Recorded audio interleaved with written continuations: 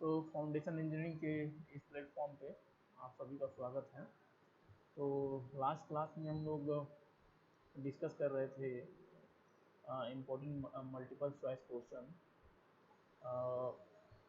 Field test पे, है ना। फील्ड टेस्ट में कौन कौन से टेस्ट होते हैं, तो प्लेट लोड टेस्ट और एसपीटी टेस्ट या कौन पेंटन टेस्ट, इस पे हम लोग क्वेश्चन देख रहे थे।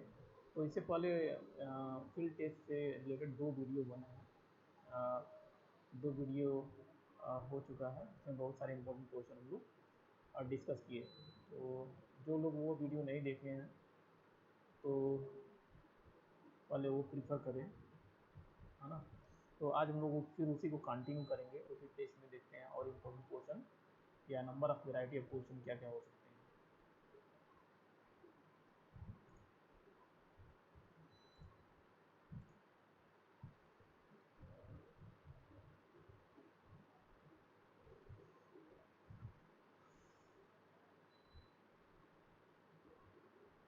तो लास्ट टाइम हम ये क्वेश्चन कर रहे थे, द सेटलमेंट ऑफ प्रोटोटाइप, और द सेटलमेंट ऑफ प्रोटोटाइप या ग्रेनुलर मटेरियल, ग्रेनुलर मटेरियल में be estimated using the plate load test data from the following expression।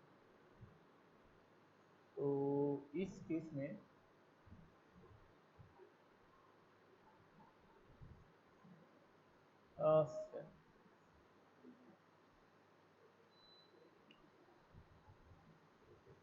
अगर सेटलमेंट वाला फार्मूला हम देखेंगे ग्रेनुलर सॉइल के लिए, तो इसमें बहुत इंपॉर्टेंट है कि पहली बात तो आपको याद रखना पड़ेगा कि सॉइल कौन सा यूज़ कर रहा है।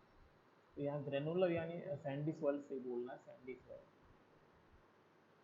अब इसमें प्लेट लोड टेस्ट में दो तरह के फार्मूले इन लोगों को पढ़ना होता है। फर्स्ट फार्मूला होता है सेटलमेंट, फर्स्ट जो रिलेशन आएगा तो फर्स्ट होता है सेटलमेंट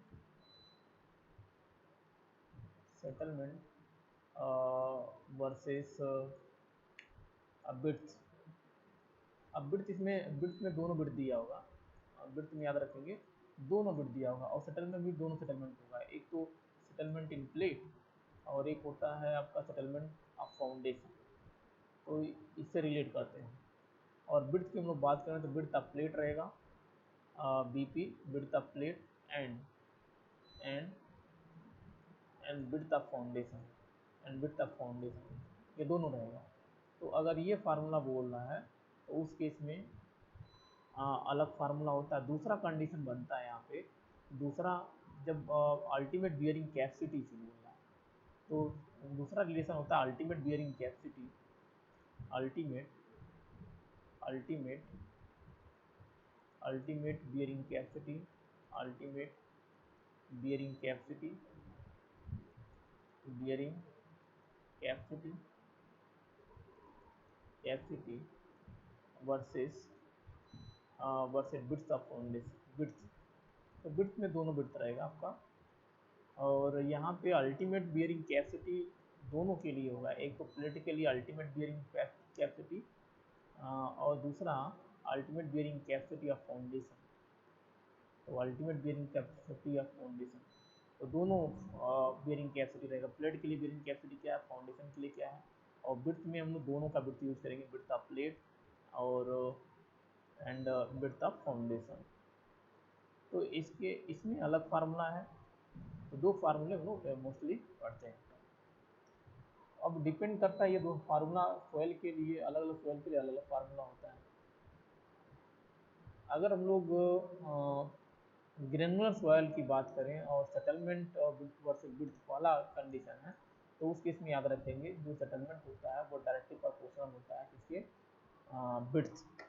तो अगर मैं फार्मूला इसके बेसिस पे बनाऊं तो ऊपर हम लोग लिख रहे हैं सेटलमेंट ऑफ फाउंडेशन, तो divide by settlement of plate.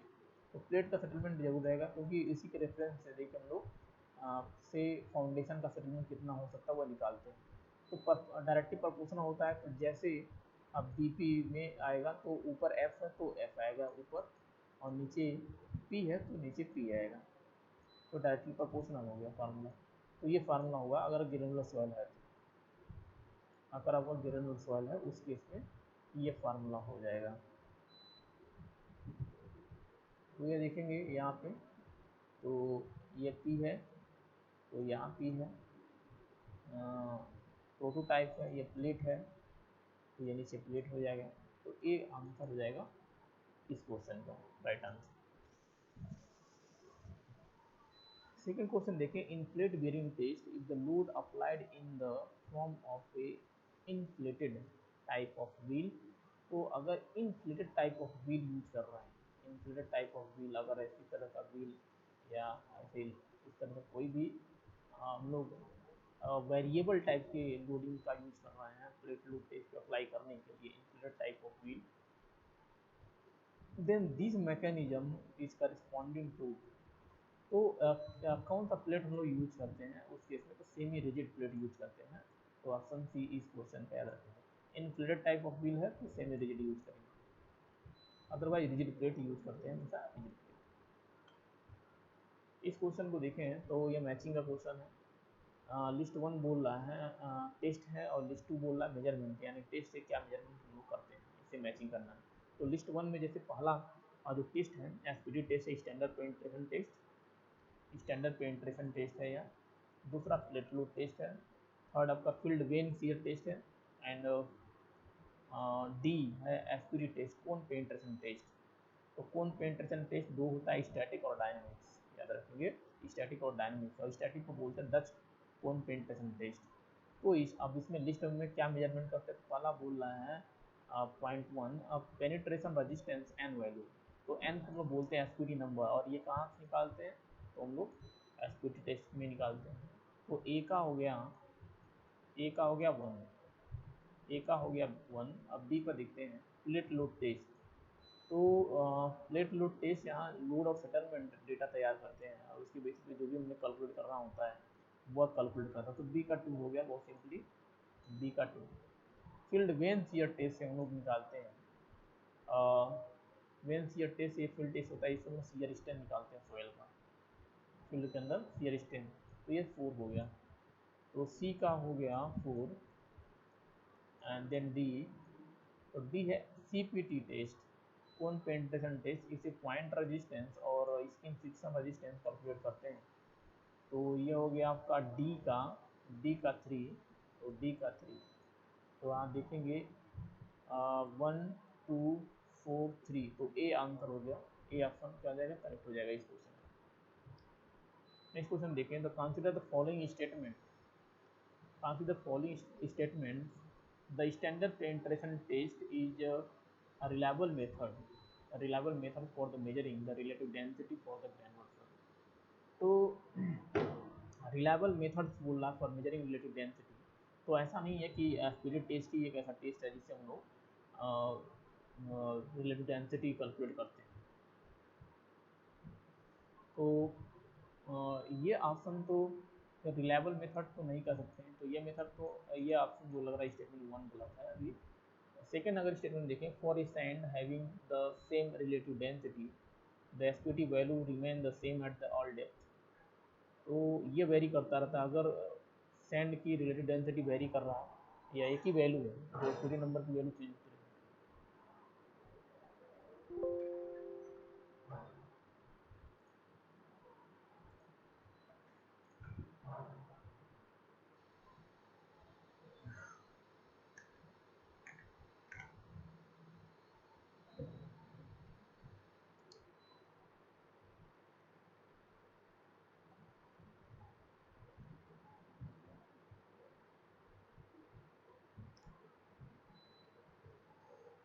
Second देखेंगे, for sand having the same relative density बोल रहा है, यानी आईडी की value density index, relative density इसको बोलते हैं, डेंसिटी इंडेक्स कर सकते हैं, same relative density and value remain the same, ये गलत है। अगर सोयल के लिए आईडी की वैल्यू सेम है तो उसके लिए एसपीटी नंबर एन की वैल्यू चेंज होता सकता है, तो वो सेम नहीं होता है, तो ये ऑप्शन भी हो गया रॉन्ग लग रहा है, और ये भी रॉन्ग लग रहा। थर्ड देखते हैं, for the same for sand having the same relative density ID and value और the different at different depth, तो डिफरेंट डेप्थ पे अगर आईडी की वैल्यू सेम भी है तो वैल्यू एन वैल्यू क्या होगा, डिफरेंट मिलेगा, तो ये ऑप्शन सही लग रहा है।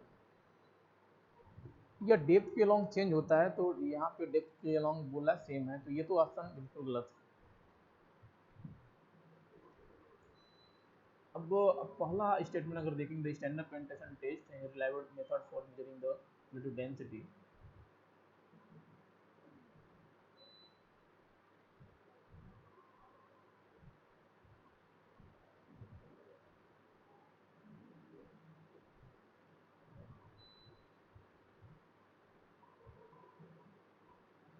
तो स्टेटमेंट वन अगर देखेंगे, स्टैंडर्ड पेनिट्रेशन टेस्ट कहाँ पे यूज करते हैं, क्या एस्पिरी टेस्ट जो रिलेटिव डेंसिटी आईडी कैलकुलेट करने के लिए मोस्ट अप्रोप्रिएट मेथड है ग्रेनुलर सॉइल के लिए कि नहीं, कि ये स्टेटमेंट हम वेरीफाई करते हैं। For the same value of relative density and value increase with the increasing confining pressure. तो अगर वैल्यू रिलेटिव डेंसिटी का सेम है तो एन की वैल्यू इंक्रीज होती है अगर कन्फाइनिंग प्रेशर की वैल्यू इंक्रीज हो रही है। Since the confining pressure increase with the depth और कन्फाइनिंग प्रेशर की वैल्यू, कन्फाइनिंग प्रेशर यानी इफेक्टिव स्ट्रेस या टोटल स्ट्रेस से हम लोग देख रहे हैं। तो जैसे जैसे डेप्थ की वैल्यू बढ़ेगी, लेयर की नंबर ऑफ लेयर बढ़ेंगे, तो इफेक्टिव स्ट्रेस बढ़ेगी और एन की वैल्यू बढ़ती जाएगी। Asperity test is not a reliable method for the measuring the relative density for the soil. It only correlate, तो रिलायबल मेथड नहीं है क्योंकि इसमें हम लोग कोरिलेशन मेथड्स यूज करते हैं और उसके बेसिस पे आईडी की वैल्यू निकालते हैं, यानी एक फार्मूला होगा, कोरिलेशन होगा, उसके बेसिस पे नहीं है, तो रिलायबल मेथड नहीं है। It only correlate the n value with the relative density. The relative density also depends upon the grain size of characteristics. At a given relative density and the overburden pressure, n value are higher for the sand with larger grain size. तो relative density and overburden pressure अगर है, कोई value दिया है, तो n value are क्या होगा उस केस में, हायर होता है for sand with larger grain. तो इस क्वेश्चन का जो देखें राइट स्टेटमेंट जो है केवल 3 है, क्योंकि ये वाला तो गलत हो गया, ये भी गलत हो गया, ये तो गलत हो ही रहा था, ये तो गलत था ही। वाला स्टेटमेंट इसलिए गलत है क्योंकि इसका कोई डायरेक्ट फार्मूला नहीं है, हम लोग कोरिलेट करके एन की वैल्यू कैलकुलेट, आईडी की वैल्यू कैलकुलेट करके निकालते हैं। तो कोई डायरेक्ट फार्मूला नहीं है, इनडायरेक्ट फार्मूला है, इनडायरेक्ट कोरिलेशन हम लोग अप्लाई करते हैं निकालने के लिए। तो इस क्वेश्चन का जो राइट आंसर हो जाएगा ऑप्शन सी, केवल तीसरा स्टेटमेंट सही है। नेक्स्ट क्वेश्चन देखेंगे, which one of the following state of field compaction of sand deposit truly represent. तो सैंड डिपॉजिट के लिए बोल रहा है, sand deposit truly represent the correct standard penetration test value. तो कौन सा जो स्टेटमेंट है या एन की वैल्यू है वह 27 बताएगा सैंड के केस में। तो एन की वैल्यू और स्टेट ऑफ सॉइल की बात करें, N value and state of soil, N value and state of soil, यानी एन वैल्यू कितना रहेगा तो सॉइल किस तरह से दिएगा, state of soil, state of soil. तो फर्स्ट अगर 0 से 4 तक है, तो 0 से 4, 0 से 4 तक है एन वैल्यू, तो ये होगा उस केस में very loose soil, very loose soil. 0 से 4 तक है तो वेरी लूज, और 4 to 10 है, 4 to 10 है तो लूज होगा, 4 to 10 है तो लूज सॉइल होता है, लूज। और 10 to 30, 10 to 30 है, उस केस में आएगा medium dense soil, medium medium dense soil, medium dense soil, medium dense soil. और अगर 30 to 50 है, 30 to 50 है, उस केस में सॉइल होगा डेंस सॉइल, डेंस। और अगर ग्रेटर देन 50 है, ग्रेटर देन 50 है, उस केस में हो जाएगा very dense soil, very dense, very dense soil. तो 0 से 4 है तो सॉइल होता है वेरी लूज, 4 to 10 है तो लूज, और 10 to 30 है तो मीडियम डेंस, एंड 30 to 50 तो उस केस में डेंस सॉइल होगा, और अगर ग्रेटर देन 50 है तो उस केस में होगा वेरी डेंस सॉइल। तो यहाँ पे पूछा है when n equals to 27 then state of soil is, तो मीडियम डेंस, क्योंकि 10 to 30 के बीच में आ रहा है इस 27, तो ये हो जाएगा medium dense soil, B answer हो जाएगा इस क्वेश्चन नेक्स्ट क्वेश्चन देखें। तो लिस्ट वन बोला टेस्ट है एंड लिस्ट टू है प्रॉपर्टी। तो यानी कौन सा टेस्ट से कौन सी प्रॉपर्टी रिलेट करती है और उसको बारे में बताना है। तो लिस्ट वन है जैसे प्रॉक्टर टेस्ट। तो प्रॉक्टर टेस्ट जहाँ तक हम लोग याद है, प्रॉक्टर टेस्ट यूज़ करते हैं कंपैक्शन के अंदर। प्रॉक्टर टेस्ट कहाँ यूज़ करते हैं? कंपैक्शन के अंदर। तो ए का हो जाएगा, कंपैक्शन है 4 की। तो proper test grain size analysis में भी यूज नहीं करते हैं, शियर स्ट्रेंथ कैलकुलेट करने के लिए यूज नहीं करते हैं, बियरिंग कैपेसिटी यूज करने के लिए नहीं करते हैं। तो कंपैक्शन में यूज करते हैं प्रॉक्टर टेस्ट। वेन टेस्ट में बताया था शियर स्ट्रेंथ फील्ड में शियर स्ट्रेंथ कैलकुलेट करना है, तो वहाँ पे हम लोग यूज करते हैं वेन शियर टेस्ट। तो बी का हो जाएगा 2, बी को जाएगा 2 shear strength. And penetration test, penetration test हम लोग बियरिंग कैपेसिटी निकालने के लिए यूज़ करते हैं। और हाइड्रोमीटर टेस्ट या ग्रेन साइज एनालिसिस करने के लिए यूज़ करते हैं। तो ए का हो गया प्रॉक्टर टेस्ट, ए का 4। तो ए का 4 या तो बी होगा या तो सी, ए में अब इसमें भी 4 है या इसमें 4 है। B vane shear test, B का हो जाएगा 2। तो बी का हो गया 2, तो सी आंसर हो जाएगा। बी का 2 हो गया, सी का देखते हैं दिया नहीं। पेनिट्रेशन टेस्ट हो जाएगा 3rd, ये सही है। और फोर्थ का डी का 1, तो सी आंसर हो गया इस क्वेश्चन का। नेक्स्ट क्वेश्चन देखें, नेक्स्ट भी मैचिंग का है। तो फर्स्ट लिस्ट वन बोल रहा है फील्ड टेस्ट है, लिस्ट टू है प्रॉपर्टी, ये भी सेम है, उसी तरह क्वेश्चन मिलता जुलता। तो पंपिंग टेस्ट का 3 टेस्ट है। पंपिंग टेस्ट कहाँ यूज करते हैं? प्लेट लोड टेस्ट किस लिए यूज करते हैं? और पाइल लोड टेस्ट किस लिए यूज करते हैं? Pumping test bearing capacity calculate करते हैं हम लोग प्लेट लोड टेस्ट से पहली बार। पाइल लोड टेस्ट हम लोग निकालते हैं लोड कैरिंग कैपेसिटी या पाइल फाउंडेशन।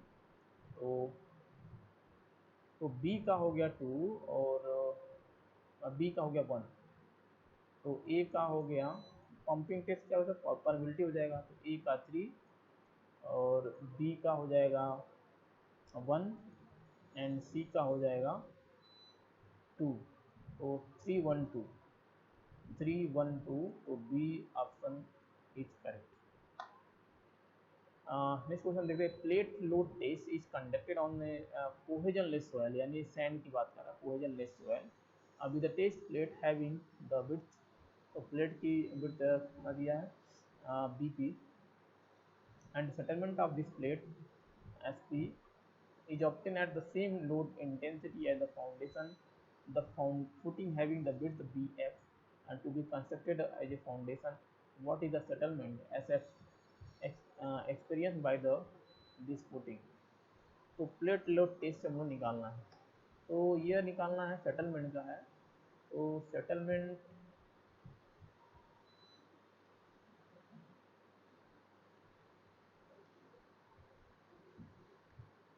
में क्वेश्चन ये सेटलमेंट वाला अप्लाई करेंगे तो SF वो ग्रेनुलर सॉइल SF/SP।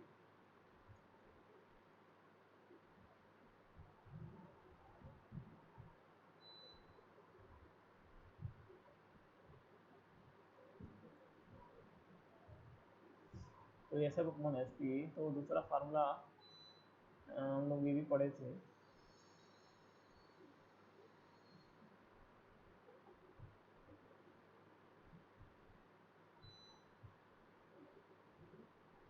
इससे पहले वाला क्वेश्चन वो देखते हैं यहाँ पे, ये क्वेश्चन था सेटलमेंट ऑफ बिड्स का, ये भी क्वेश्चन था।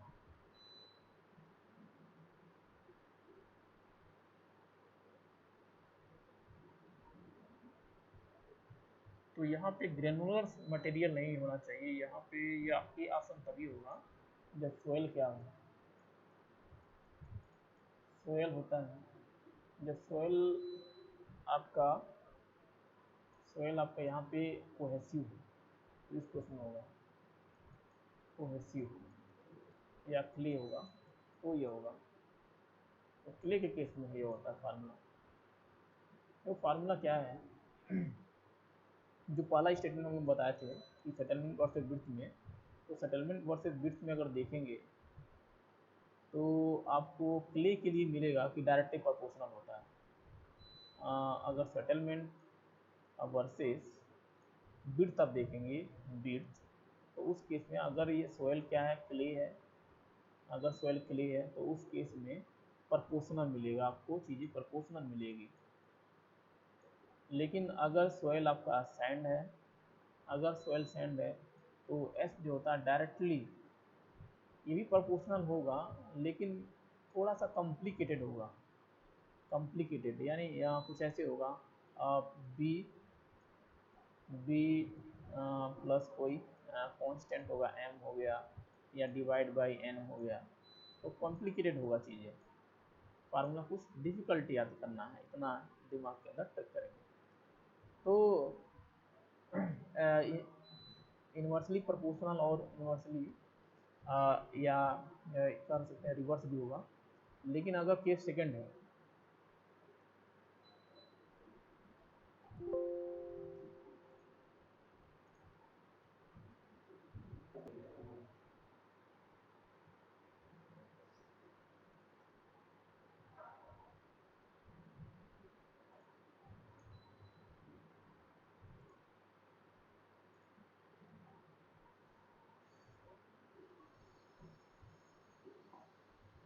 सेकंड केस अगर सैंड है, बता अगर सैंड है उस केस में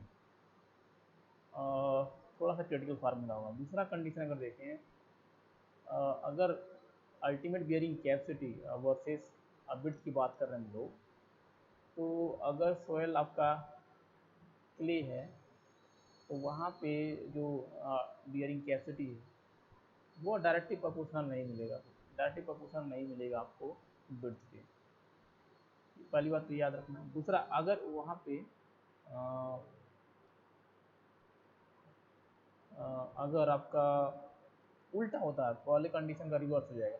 अगर क्ले है तो ये चीज़ें हैं, अगर सैंड है तो फिर डायरेक्टली प्रोपोर्शनल हो गया। सैंड है उस केस में तो अल्टीमेट बियरिंग कैपेसिटी जो होगा वो डायरेक्टली प्रोपोर्शनल मिलेगा फार्मूला।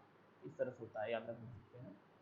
तो अगर यहाँ पे ये ए ऑप्शन करेक्ट करना है तो सोयल का नेचर क्या होना चाहिए? सोयल का नेचर होना चाहिए आपका क्ले। तो यहाँ पे ग्रेनुलर सोयल नहीं होकर के यहाँ पे कोहेसिव मटेरियल होगा, cohesive cohesive, then A option is correct. अब ये क्वेश्चन हम लोग देखें, ये वाला क्वेश्चन। तो सेटलमेंट वर्सेस विड्थ वाला फार्मूला पूछ रहा है, और सोयल क्या है? सैंड है, कोहेजनलेस सोयल है। तो उस केस में मैं बताया था कि जो सेटलमेंट होगा, जो settlement of foundation divide by settlement of footing, तो वो तो डायरेक्टली प्रोपोर्शनल होगा, लेकिन एंड कुछ एडिशन, कुछ डिवीजन भी होंगे। तो इसमें थोड़ा सा क्रिटिकल फार्मूला है, तो यहाँ पे याद रखेंगे फार्मूला क्या होता है। पहले तो बड़ा सा ब्रैकेट यूज करेंगे, और यहाँ पे एफ है तो लिखेंगे यहाँ पे विड्थ ऑफ फाउंडेशन, और फिर छोटा सा ब्रैकेट, और यहाँ पे फिर इसका रिवर्स कर देंगे इस विड्थ का, तो यहाँ आ जाएगा बी पी प्लस, अगर सेंटीमीटर है तो 30 यूज करेंगे, और है तो 0.3 यूज करेंगे। ये हो गया। तो सेंटीमीटर है तो 30 कर दिए। अब यहाँ पे पी है तो यहाँ पे पी, और अंदर हो जाएगा पी का उल्टा, प्लस सेंटीमीटर में है तो 30, में है 0.3, और होल स्क्वायर। ये फार्मूला होता है। तो अगर इसे मैच कराएंगे तो S F equals to S P, ये हो गया, और ये एफ है बी पी है 30 है, डिवाइड बाई बी पी है 30। तो ए ऑप्शन करेक्ट हो गया, ये सही फार्मूला है, एकदम सेम है। तो A option correct. In a plate load test, how is the ultimate load estimated from the load settlement curve? तो लोड सेटलमेंट कर्व हम लोग देखे थे, ऐसे था, यहाँ पे सेटलमेंट नीचे और यहाँ पे लोड इंटेंसिटी, और इस तरह से कर्व होता था। तो load estimated from the load settlement curve on log scale, तो लॉग स्केल होता, थोड़ा सा स्ट्रेट लाइन आती थी, नीचे नहीं होता था, तो डायरेक्टली इस तरह से आता था, ऐसे करके straight line. By drawing the tangent of the curve, तो यहाँ पे टेंजेंट ड्रॉ करने की जरूरत नहीं होती है अगर लॉग कर्व बना है। बाई सेकंड मेथड ये भी यूज नहीं करते हैं। At 0.2% of the maximum settlement, ये भी कहीं काम से यूज नहीं करते हैं, तो डायरेक्टली निकालते हैं, जो भी वैल्यू है डायरेक्टली निकाल लेंगे। तो यहाँ जो भी सेटलमेंट है उस सेटलमेंट पे डायरेक्ट वैल्यू हम तो यहाँ पे निकालेंगे, उससे लोड की वैल्यू आ जाएगी कितनी लोड होनी चाहिए। तो इस क्वेश्चन का राइट आंसर हो जाएगा ए।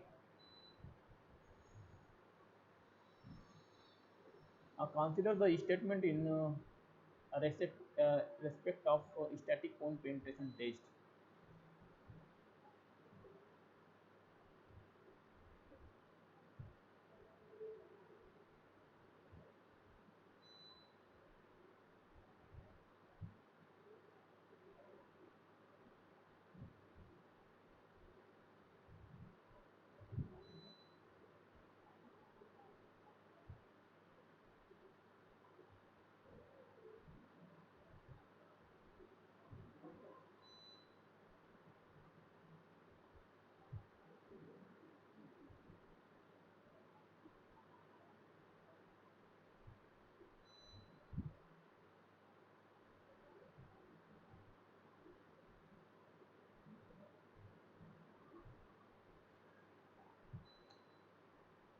यहाँ पे थोड़ा सा दे देते हैं। तो let settlement curve on the log log curve, इसको हम लोग एबल जो एबेट्स मेथड भी बोलते हैं। सेटलमेंट आर प्लॉटेड और log log graph against the corresponding pressure.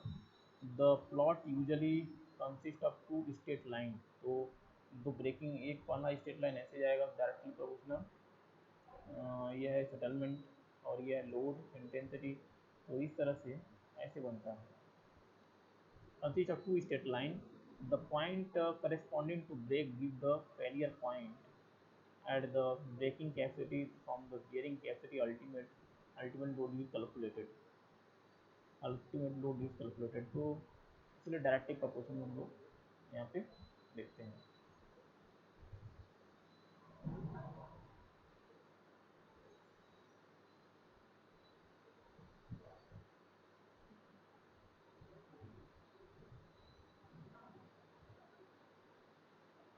Next question देखेंगे। Consider the following statement respect of static cone penetration test.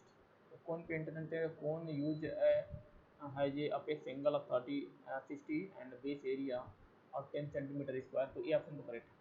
Static cone test में जो इस तरह से होता है, ऐसे ये होगा कोन होता है। तो जो बेस एरिया होता है, बेस एरिया वो 10 सेंटीमीटर स्क्वायर होता है, 10 सेंटीमीटर स्क्वायर। और जो वर्टेक्स एंगल होता है, ये वर्टेक्स एंगल ये होता है 60 डिग्री। ये तो स्टेटमेंट सही हो गया। This state give the A continuous record of cone resistance. तो कोन रेजिस्टेंस तो ये भी सही है, यानी कोन रेजिस्टेंस की वैल्यू हम लोग निकालते हैं। तो अब ये सबसे पहले स्टैटिक को बोलते हैं डच कोन पैटर्न। तो it uses the Dutch cone which has the apex angle of 60 and overall diameter. Overall diameter कितना लेते हैं 35.7 mm। 30 तो डायमीटर कितना होता है 35.7। 35 डायमीटर जो होगा, डायमीटर कितना लेते हैं। डायमीटर कैसे याद रखेंगे, ये जो स्पिन स्पून सैम्पलर है तो उसमें होता है 34.9। तो यहाँ पे होगा 35.7 यूज करते हैं, mm 7 यूज करते हैं। बाकी बेस एरिया में बता दिया। The test give the continuous record of the variation of both. दोनों निकालते हैं, cone resistance and friction resistance, दोनों कैलकुलेट करते हैं, दोनों कैलकुलेट हम लोग करते हैं। तो इस क्वेश्चन का राइट आंसर हो जाएगा सी, स्टेटमेंट 1 एंड 2 और करेक्ट। नेक्स्ट क्वेश्चन देखेंगे लिस्ट 1 एंड लिस्ट 2। लिस्ट 1 क्या बोला टेस्ट है, लिस्ट 2 बोला यूटिलिटी। तो field density test, field density test है, दूसरा प्लेट फ्लो टेस्ट है, दूसरा थर्ड सीवीआर टेस्ट, और 3 टेस्ट है 4 स्टेटमेंट। तो प्लेट लोड टेस्ट अगर देखेंगे तो प्लेट लोड टेस्ट हम लोग safe load bearing capacity of soil, यहाँ तो बी का तो लग गया आपका 4 पे, बी का। फील्ड डेंसिटी टेस्ट, तो फील्ड डेंसिटी टेस्ट हम लोग यूज़ करते हैं। फील्ड डेंसिटी टेस्ट ये हम लोग यूज़ करेंगे कंपैक्शन कैरेक्टरिस्टिक्स, और सीबीआर यूज़ करते हैं design of payment, design of payment. तो होगा ए का मिल जाएगा आपका 2, ए का 2, और बी का 4 एंड सी का 3, 2 4 3। तो डी आंसर हो गया करेक्ट, डी आंसर हो जाएगा करेक्ट इसका।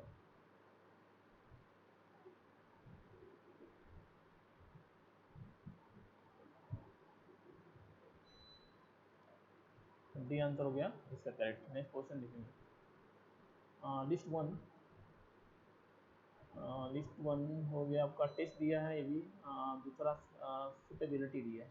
तो टेस्ट है plate load test, stand up penetration test, vane shear test, gelatinity test. तो प्लेट लोड टेस्ट देखते हैं। Estimate bearing capacity of granular soil, to estimate in situ strength of soft clay, to identify silt from the clay, to estimate bearing capacity for permissible settlement in clay, estimate bearing capacity।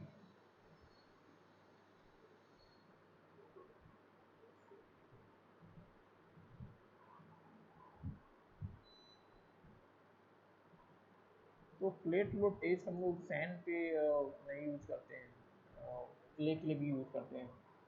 तो अगर bearing capacity ये भी calculate करने के लिए use करते हैं, और वेन स्टैंडर्ड पेनिट्रेशन टेस्ट भी हम लोग बियरिंग कैपेसिटी, यहाँ पे दो बियरिंग कैपेसिटी है। तो बियरिंग कैपेसिटी या एसपीटी हम लोग टेस्ट यूज करते हैं, प्रीफर करते हैं सैंडी सॉइल के लिए, सैंड सॉइल के लिए। तो bearing capacity, to estimate bearing capacity of granular soil, ये हो जाएगा एसपीटी, एसपीटी हो गया। और दूसरा to estimate in situ strength of soft clay, तो ये वेनसियर हो गया, वेनसियर ये हो गया। सियर स्ट्रेंथ निकालते हैं क्ले के लिए फील्ड में। और देन हो गया स्टैंडर्ड प्लेट लोड टेस्ट से हम लोग निकालेंगे to estimate bearing capacity for permissible settlement बोल दिया, परमिसिबल सेटलमेंट की बेसिस पर हम निकालते हैं बियरिंग कैपेसिटी इन क्ले। तो ये हो गया आपका 4। और बचा डिलेटेंसी टेस्ट हम लोग किस लिए यूज करते हैं, to identify silt from the clay, silt from the clay. तो सिल्ट हम लोग निकालने के लिए क्ले के अंदर से यूज करेंगे। तो अगर देखेंगे तो ए का 4, ए का 4 यहाँ भी है, ए का 4 यहाँ भी है। और दूसरा स्टैंडर्ड पेनिट्रेशन टेस्ट, तो बी का सही है आपका 1। तो 4 1, तो ये वाला तो नहीं सही होगा, ये सी हो जाएगा राइट आंसर, सी हो गया राइट आंसर, सी हो गया आपका राइट आंसर। तो plate load test bearing capacity for the permissible settlement के लिए कैलकुलेट करते हैं। आप bearing capacity of granular soil SPT use करते हैं। और वेन टेस्ट से हम लोग फील्ड के अंदर क्ले के लिए सियर स्ट्रेंथ कैलकुलेट करते हैं। और डिलेटेंसी टेस्ट डिफ्रेंशिएट करने के लिए यूज करते हैं सिल्ट और क्ले में। तो ये भी याद रखेंगे। नेक्स्ट क्वेश्चन देखते हैं। If an SPT test give the average blow count, तो blow count of 32, average blow count कितना 32। If fine sand, in fine sand के लिए blow the water table, water table के अंदर ही है। Then what is the corrected value of blow count, तो corrected value क्या होगा, करेक्टेड वैल्यू हम लोग क्या निकालेंगे। तो अगर देखें तो फार्मूला होता है वाटर टेबल करेक्शन फैक्टर हम लोग आएंगे तो एन टू एन, यानी एन नहीं, एन नहीं सॉरी, यहाँ पे होता 15 plus half an one minus 15, ये फार्मूला होता है। तो ये हो जाएगा आपका 15 प्लस हाफ एन वन कितना है 32, 32 माइनस 15, तो कितना आ गया 17।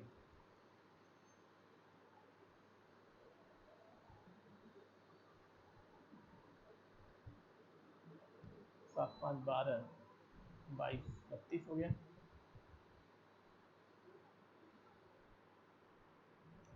तो ये हो गया। इसको सॉल्व करेंगे तो ये आएगा 8.5। तो हो गया आपका 15 प्लस 8.5, 8.5, तो 23.5 आपका फाइनल आंसर आ जाएगा। तो N1 इसमें पहला करेक्शन अप्लाई नहीं करना है, क्योंकि इसमें पहले सी नॉट की वैल्यू के बारे में नहीं डेटा है हमारे पास। तो दोबारा टेबल इसलिए मेंशन कर दिया था कि दूसरे करेक्शन से अप्लाई करके वो आंसर निकाल सकें। Next question, on which of the following soil is standard painting test useful. तो कोहेजन लेस सॉइल हम लोग यूज़ करते हैं, क्ले यूज नहीं करते हैं, तो क्ले ये भी हो गया ख़त्म, ये भी हो गया। ग्रेवलरी सॉइल ये नहीं है, तो सबसे बेस्ट आंसर है कोहेजन लेस सॉइल। तो ऑप्शन ए क्या हो गया correct answer.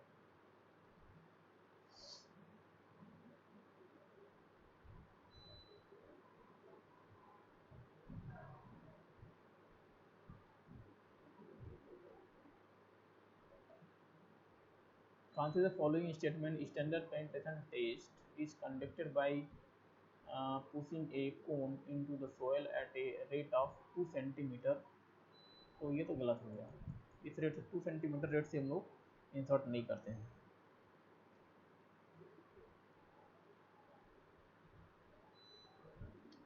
Standard penetration test the result are unreliable in the deposit containing the large number of boulder. Dutch cone is the static penetration. Dutch cone is the static penetrometer। तो यह तीसरा answer भी सही है।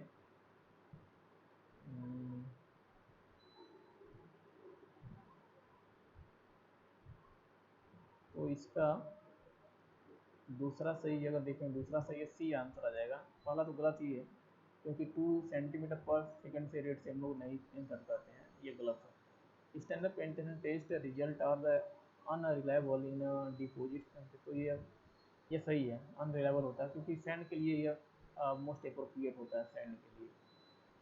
तो यहाँ पे क्या दिया है बोल्डर, तो अनरिलायबल वैल्यू होगा, तो दूसरा भी सही है, तो याद रखेंगे। SPT is conducted by the driving a split spoon sampler not by pushing a cone. तो पहली बात इसमें कोन भी दिया, पुशिंग ए कोन, तो ये भी इसलिए गलत हो जाएगा। तो कोन नहीं होता है, इस पर स्प्लिट स्पून सैंपलर होता है, स्प्लिट स्पून सैंपलर होता है। SPT is suitable only for the cohesionless soil. Result are unavailable in deposit। और स्टैटिक कौन होता है, स्टैटिक कौन पेंटेशन टेस्ट, वही में बोलते हैं डच कौन पेंटेशन टेस्ट। तो 2 एंड 3 आपका राइट आंसर हो जाएगा। नेक्स्ट क्वेश्चन देखिए, the standard penetration resistance obtain in the deep deposit of the sand at depth of. तो डेप्थ की वैल्यू, यहाँ पे डेप्थ की वैल्यू कितना 6 मीटर दिया है वॉल। तो रेजिस्टेंस 23, एन की वैल्यू कितना है, एन की वैल्यू बोल रहा है 23 है, रेजिस्टेंस की वैल्यू 28 sorry. The unit weight of the sand, तो यहाँ पे सैंड, ये सोयल क्या है, सैंड है, और इसके लिए गामा की वैल्यू दिया है 18 किलोमीटर पर metre. What is the corrected value of the number of blow for the overburden pressure. तो हम लोग जानते हैं एन इक्वल टू होता है N1 equal to corrected SPT number after overburden pressure correction equal to N not. तो N not की वैल्यू 20 है, एन नॉट की वैल्यू कितना है 28 है, into C not, N not into C not. तो एन नॉट की वैल्यू 28 और सी नॉट की वैल्यू होता है, सी नॉट की वैल्यू 350 divide by sigma not bar initial overburden stress plus 70, ये हो गया। अब ये निकालेंगे, तो यहाँ पे 6 वाले पे तो ये आ जाएगा इफेक्टिव स्ट्रेस की वैल्यू, तो 6 इंटू 80।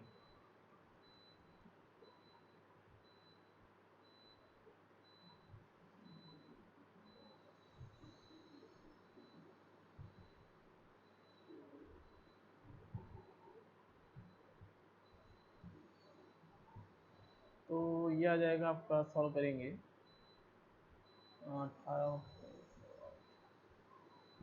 तो ये आ गया आपका 108 किलो न्यूटन पर मीटर स्क्वायर, ये हो गया। तो n की वैल्यू सॉल्व करेंगे, n1 equals to 28 multiply by 350 divide by 108 plus 70। इसको सॉल्व करेंगे तो वैल्यू आएगा 55.056 आएगा 55.056। तो approximately 55 we can say right answer D हो जाएगा। राइट आंसर डी हो जाएगा। The observe N value from the standard penetration test conducted in the saturated sandy strata is 30. The n value corrected for the dilatancy may be taken as। तो यहाँ पे dilatancy correction apply करना है यानी water table correction apply करना है। तो after corrected SPT number after dilatancy correction we can say equals to, तो the initial SPT number is तो equals to यहाँ 15 plus half initial SPT number minus 15, ये फार्मूला होता है। तो यहाँ पे सॉल्व करेंगे तो 15 प्लस हाफ ये कितना है 30 माइनस 15 ये 15 हो गया। तो ये हो जाएगा equal to 55 plus 7.5 then 22.5 22 option में नहीं है तो 20 तो लगा नहीं सकते हैं तो 23 सी आंसर हो गया इस क्वेश्चन का सी आंसर। तो आज हम लोग यहीं पे एंड करते हैं। नेक्स्ट क्लास में हम लोग देखते हैं हमने डिस्कस प्राइस क्वेश्चन एक दो क्वेश्चन अभी इस पे करेंगे फील्ड टेस्ट पे। उसके बाद हम लोग जो नेक्स्ट यूनिट है सेलो फाउंडेशन, उस पर जो रिमेनिंग क्वेश्चन सेलो फाउंडेशन पे हम लोग मोस्टली क्वेश्चन कर चुके हैं। कुछ जो इम्पोर्टेंट क्वेश्चन जो बचे हुए हैं वो हम लोग उसको करेंगे। तो आज के लिए इतना ही है।